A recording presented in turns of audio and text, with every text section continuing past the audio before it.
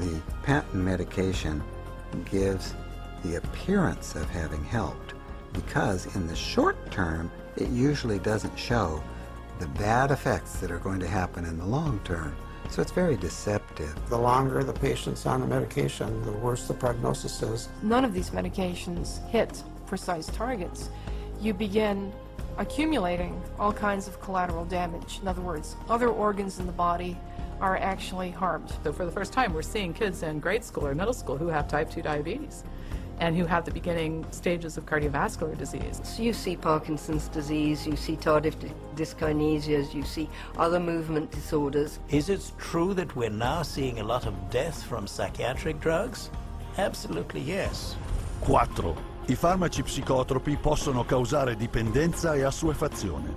One of the hallmarks of informed consent with psychiatric meds is you have to discuss the potential for addiction. The vast majority of psychiatric drugs create psychological and physical dependency. Most patients that I've seen that were on these drugs have difficulty getting off of them. It's rare for somebody to just be able to stop it without a problem.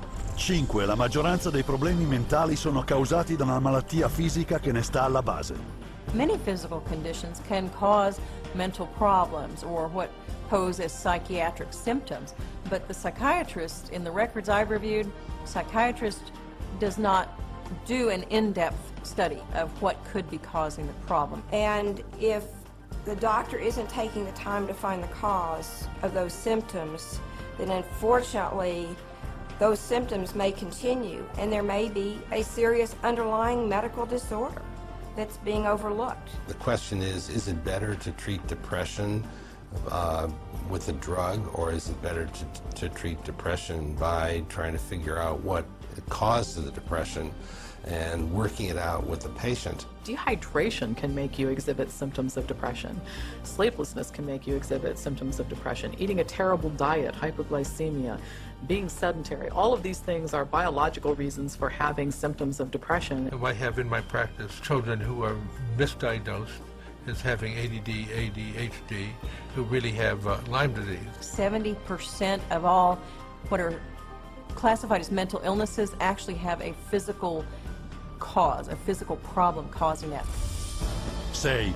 Per quanto grave possa essere la sofferenza emotiva o psicologica, ci sono molte valide alternative che non richiedono farmaci psicotropi. Once you've proven that there is no problem in the body and that there is no malfunction in the brain, then you have to begin to address these other levels of the self. And I think that's what psychiatry has completely stopped doing. There are very few conditions that cannot be treated by other methods than the use of drugs. Any forces that impinge on medicine that make us think that the drug approach is the only approach is undermining good patient care. E poiché le principali alternative senza psicofarmaci sono raramente dette al paziente, il vero consenso informato non viene quasi mai dato.